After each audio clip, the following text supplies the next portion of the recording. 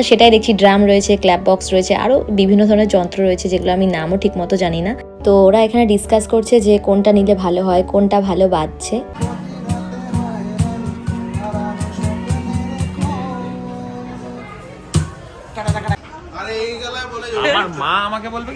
আমরা আবার সেই শু স্টোরটায় আসলাম। তখন তো মানে ভাবছিলাম নেবো কিনা, তো ফাইনালি এই জুতোটা নেওয়া হলো।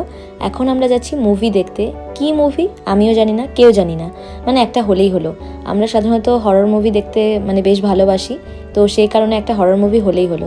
এরপরে আমরা দেখলাম যে কনজিউরিং আসছে, তো আমরা মনস্থির করে ফেললাম যবেই রিলিজ হবে তারপরে যখনই সময় পাবো আমরা আসবো।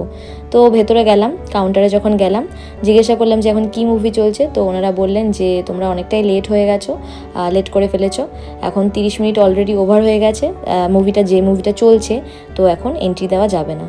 তো আমরা আর কি মন খারাপ করে সেখান থেকে বেরিয়ে গেলাম।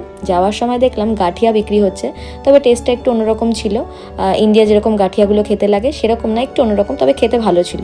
তো সেই কারণে কিছু গাঠিয়া নিয়ে নিলাম, আর তারপরে একটা প্যাশন ফ্রুট কি কোল্ড ড্রিঙ্কস নিয়ে নিলাম। তো আজকের ভিডিওটা এখানেই শেষ করছি। সবার ভিডিওটা কেমন লাগলো কমেন্ট বক্সে জানাতে ভুলো না। সবাই ভালো থেকো, সুস্থ থেকো, টাটা, বাই বাই।